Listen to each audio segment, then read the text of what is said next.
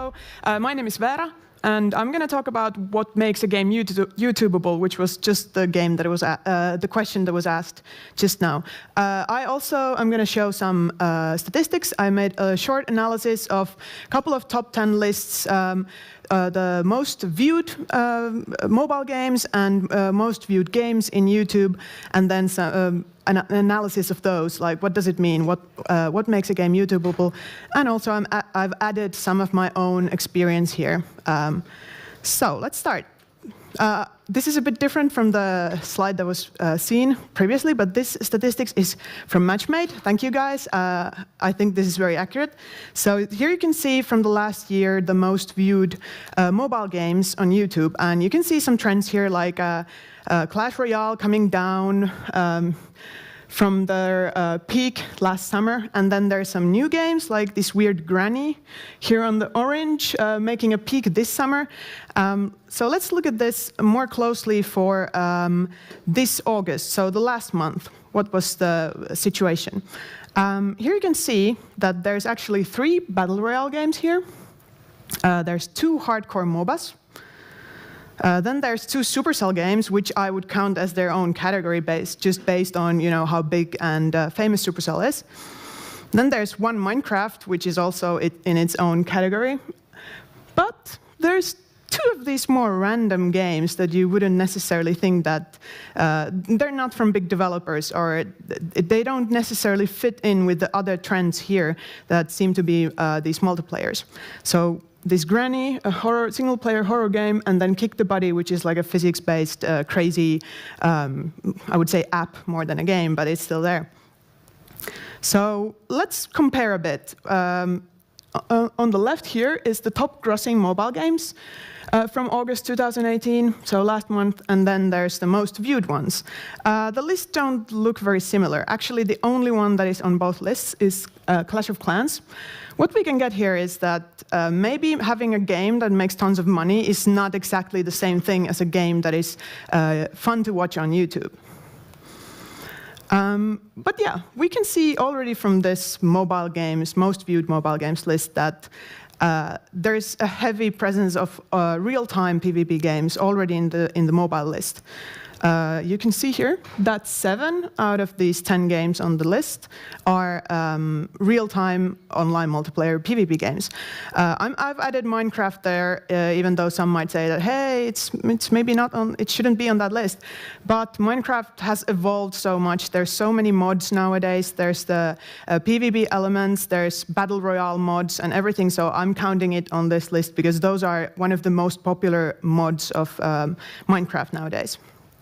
So let's look at other lists as well. Here's the most watched games on YouTube, so not mobile games, but out of all games. And each and every one of them is an online real-time PvP game. The only mobile game there actually is Arena of Valor. But anyway, you can see the same trend here, like this is something that is happening.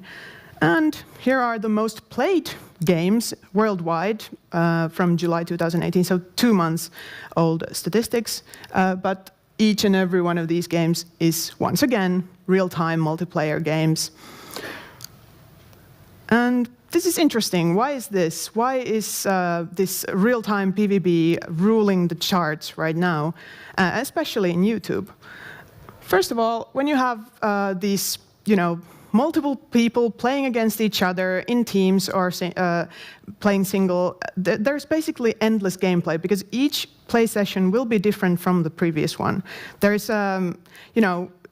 because it's humans playing against each other, you cannot have exactly the same experience every time. So there's always new things to kind of talk about, and you can just keep playing it endlessly, basically. And the social interactions, it's just fun to watch. I think in the esports panel, they were also talking about this, that the social aspects, why are the team games now more popular than the 1-versus-1 games in esports, is because of the social interactions. And this is supported by statistics. According to Bardell's player type, this taxonomy, 80% of all gamers are socializers first. So we are actually, as human beings, also looking for social interaction in games, not just in our normal day-to-day life.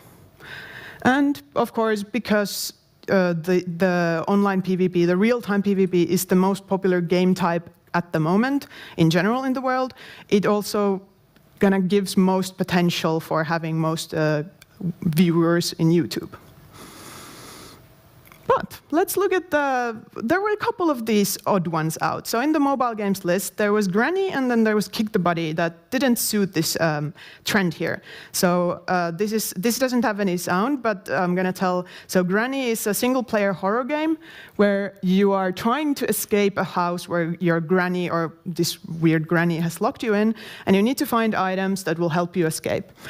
And basically, even though it's a single-player game, each playthrough is different because every time you start the game, the item places are randomized. So you never know where you're going to find the keys and the tools that you need for escaping. There's also a lot of different ways to escape, so this also gives more replayability to the game. There's also multiple difficulty levels, so influencers will first play on the easiest, and then they will try to see if they can beat the harder versions. And also the developers are making constantly updates with new rooms and new items, so it kind of keeps evolving and it doesn't get stagnant. There's also a very active modding community, so even though these mods may not give any, direct views to the actual game, they will still kind of get people interested. Oh, what is the original game that these mods are made of? And that's how it will keep the game alive. And I would say that these early 2000 console graphics are actually a plus side for this game. They're kind of funny, and you can get really crazy screenshots that are kind of clickbaity, so that will help. Then there's Kick the Buddy that was also on the most viewed mobile games list.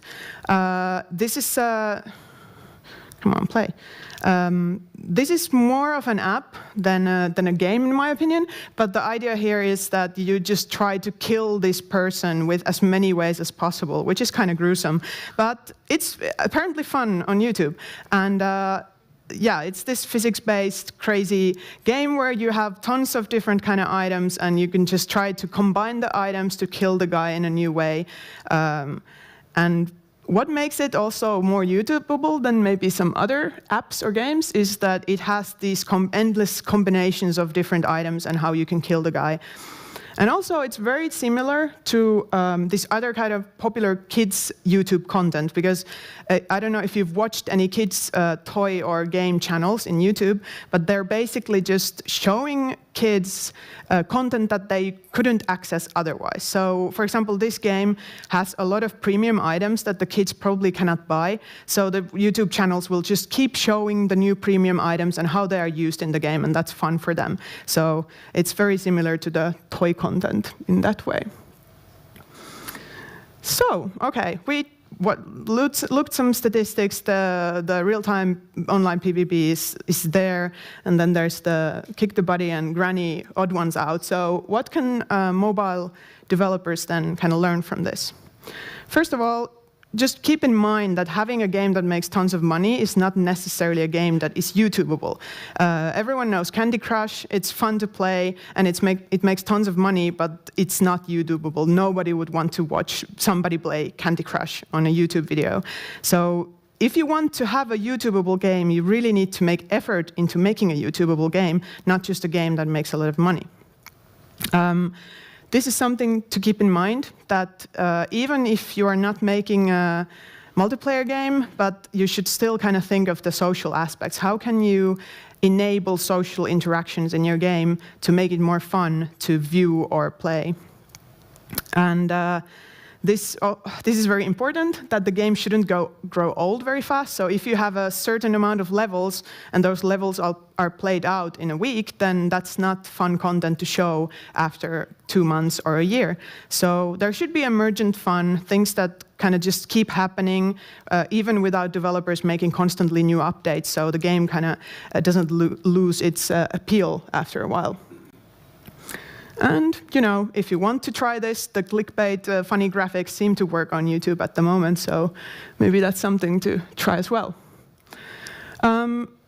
I have also included here some things that the influencers especially appreciate when they're looking at games that they want to play on their channels. So One thing that they appreciate, this is also related to the socializer aspects, is that they really want to play with their fans, with their friends, who are usually other influencers, or with strangers. So it's good if the game somehow enables them to do this. It's more fun, that they can more easily create fun content out of the game if this is somehow allowed or available. And this is, again, repeating the longevity of the game and the emergent fun. So for an influencer, it's actually hard work to try to find new games that will suit their channel, that their fans will love, and that they will also can just keep playing for a long time. So when they find a good game that suits their channel, they would rather, play it for even a year or 2 years than try to find new games constantly, because that's a lot of work for them. So if you can enable this and they love the game, then that's better for both.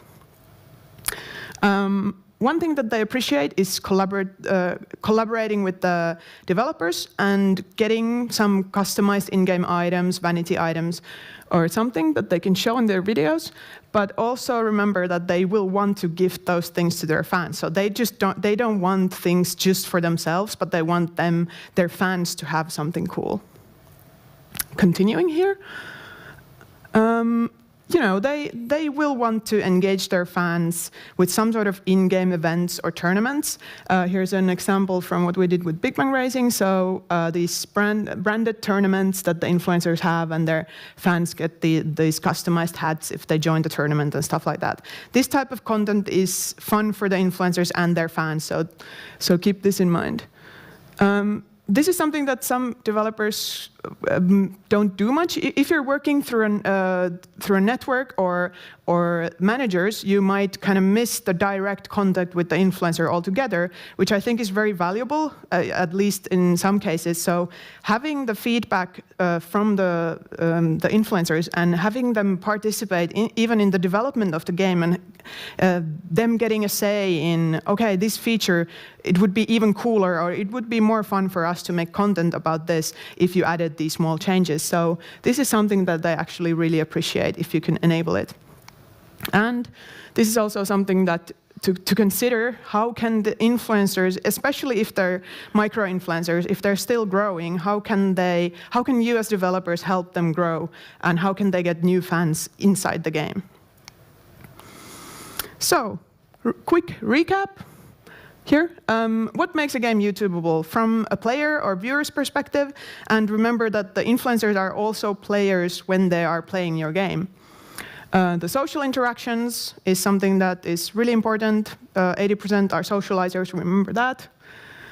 Emergent fun, just, multiplayer is a great example, because the game always plays out differently when you have multiple people doing random stuff in there.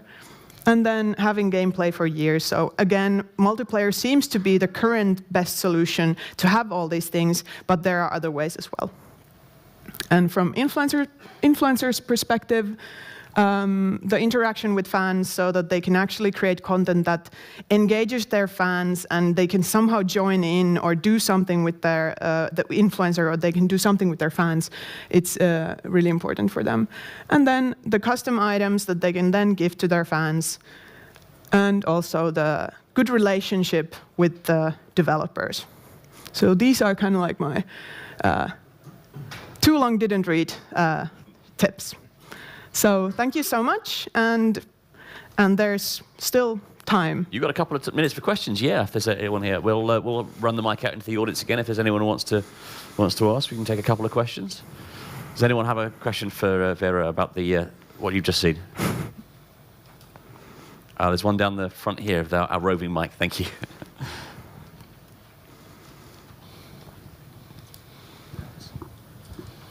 So you had like a couple of nice little tactics about how to get influencers on board organically.